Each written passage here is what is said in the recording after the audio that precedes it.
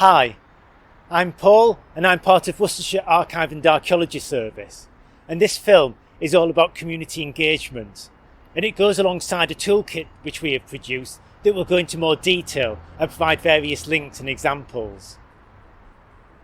So what is community engagement? It's working with the community, reaching out to people and groups and involving them, joint working for mutual benefit. It's two-way working and communication. It's not just us wanting things, it's how can we help and support others as well? What do they want? It's especially important in this time when there are so many restrictions and we're under so much pressure, both ourselves and the communities which we're part of, that we need to work together and work jointly wherever possible. We need the support of our community to survive, and so that we can support them too. So, what is our community? Now, one way is defining it geographically, but how far do you go?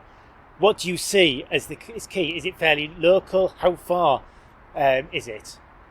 And does it include people who live and work and also visit?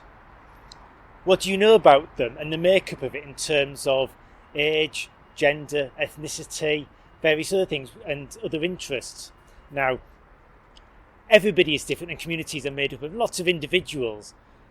But are there any other things overarching that will tell you about your local community? Can you map their interests, who they are, and other information that's important for connecting with them? And also think about what you do so far.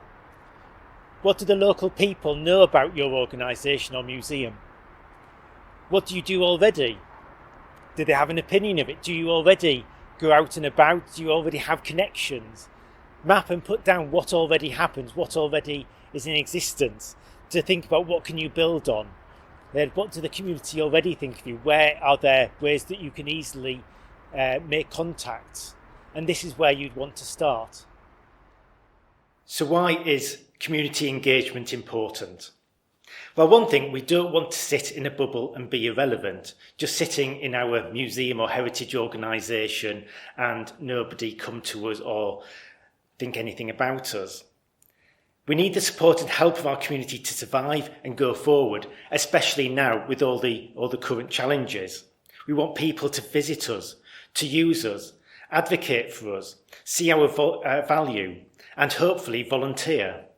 We want people as well to value local heritage, of which we are part, so that they can value it and care for it and enjoy it, and we are part of that process.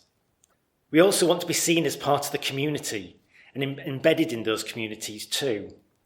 These can then shape our plans, projects, events, and people will see the benefits of us and of coming to us and being involved, but also we can be a resource for them and support them. What have we got that can help them? Although with this we also need to be realistic about what we can do. The general principle of community engagement is that we're working in partnership. We're thinking about what do they want and what do we want. It's sitting down and trying to find out what our aims and objectives are, what we want to do, what we want to achieve, and then speaking to the community and discussing with that, what do they want? Where does that fit? How can we support their aims and objectives? How can they support ours? And it's very much a two-way process. And it's always thinking about that with anything with community engagement, that it always has to be two-way. Historic England have defined community involvement in three different levels. And when we look at these, we need to be realistic about what we can actually do, because we're all under a lot of pressure with time and resources, and it may want to do some things, but we might not be able to. But looking at the four shows the sort of things that we might be able to do. The lowest one is engagement, which lots of us are probably doing already. We're explaining what we do, maybe through newsletters, stories, trying to let people know who we are, what we do, what resources we have. It may be face-to-face, it may be digital and online. We may be inviting people to come to us, or we may be going out. If a local group have got an event, we may have a stand and explain what we do or run events and activities. Hopefully, this is just a gateway into the rest of the work that we do and getting people more involved. The next is participation, where with people that actually get involved. Maybe we're running sessions where people can learn new skills and where they can get involved maybe with helping us to do an exhibition and sharing stories and doing a bit more than just being a passive person, but doing a bit more. We've worked on a couple of projects where we've done work with local people and they've helped with gathering research that can be used for a later exhibition. The Unlocking the Seven project, for instance, over a period of several weeks, people came, had a look through the archives, found stories, and those stories will help define what's going to go into the exhibition. So we're asking for people's views, and this will help inform what we do. Partnership is where we even more work with a local group. It's a bit more equal, and we're finding out what they want, and they will steer us in what direction we might want to go to. It might help us with capacity, but it does take a lot of time, so it might depend on our resources and capacity on how much we can do of this. We might, if we are able to, under this level, provide training and support to help them perhaps raise money or to do things themselves separately from us. But that's, again, partly dependent on whether we have those resources and capacity ourselves. And then the last one is leadership, is where we're encouraging the local community to actually maybe take on the running of local heritage assets. This obviously is far further down the line. So mostly it's in the high levels that we're doing, but it's seeing where we can, what we can do in order to help the local community and actually have a two-way conversation.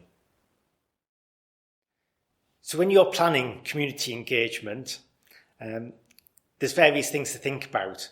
Be realistic. What resources do you have and can promise? What people do you have as part of your organisation? What skills? What time? What have you got in your collections? And particularly at the moment when we're all under stress and strain, it's thinking about what we can offer as part of that.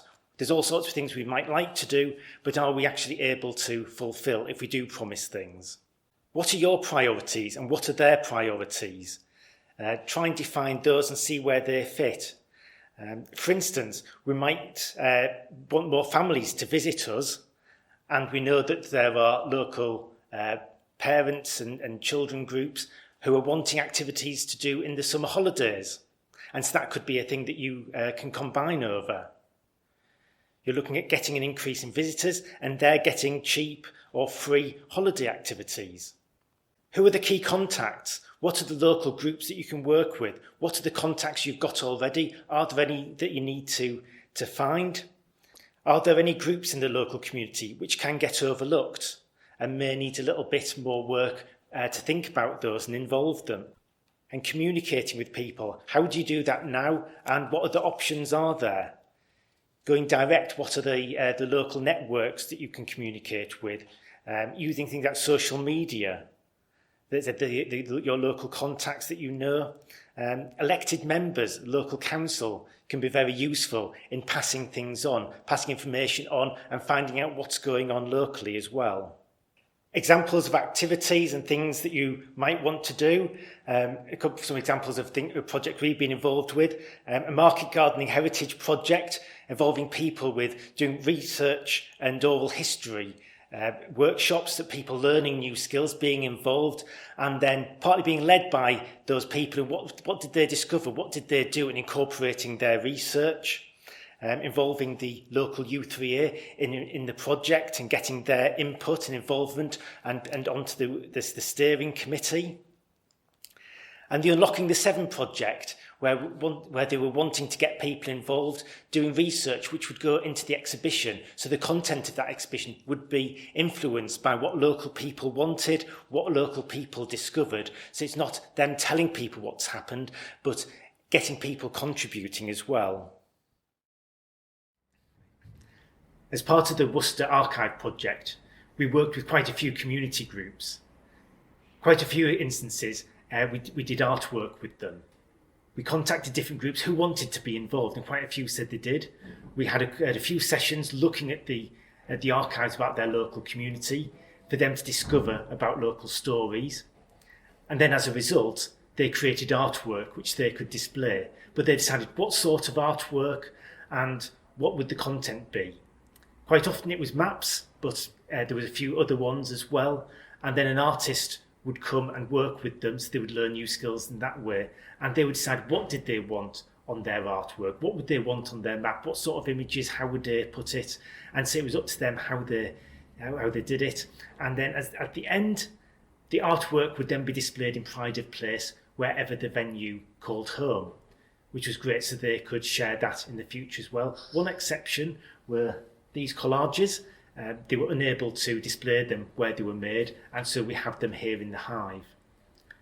We also went out into the community for various other activities during the project, seeing what else was happening and where possible going out to other events, activities in the local park and places, and enhance them with bringing along displays, activities for people to get involved, whatever the hosts wanted, and wherever possible as well, allow people to interact with us, share their own stories, and add what they knew about the local city and what they valued about the city in order that they could enjoy that. The organisers of those events were really pleased because we could come along and enhance what they were doing and provide extra activities according to what their priorities were and what they wanted. Don't forget digital. Face-to-face is very important and you need to do that where possible, but particularly at the moment when we are limited in what we can do face-to-face, a digital presence is important for community engagement. You can use your own social media, and if you're not very confident or you haven't got your own, then please see the videos and the toolkit in this series on that topic. And you can share all sorts of things on there, your stories, your images, all sorts of things. But you can also contribute to others. Are there any local social media accounts for your local community that are possibly there's various different ones that people set up that you can contribute to. You can comment, you can let people know, or you can also offer content. Say, oh, would you like this? And help them in their content and in their channels. And people will often appreciate that, particularly if you're helping promote them. Interacting by commenting, encouraging people to comment, share ideas and share memories, and also see what people in the community are saying. What are the big issues? What are people wanting? What are people doing? Some suggestions for these things like behind the scenes stories that you can share, photographs maybe that you can put up, quizzes. Where is this photo taken? Can anybody remember this? Caption competitions, polls, question and answers, virtual workshops. A lot of these things are fun. Experiment, see what people want, see what people will interact with. Both, as I said, on your channels and also on other people's channels as well. Support them in what they're doing. If they've got those skills, if they've got all those followers, then sometimes just use what they've got as well. And that will save you time and effort as well as them being happy to host and have extra content. We can't reach everybody. Not everybody is on social media, but there are many people on there. And we can't communicate with people if we're not communicating with people in that particular way. This has been a Worcestershire Archive and Archaeology Service production supported by Historic England.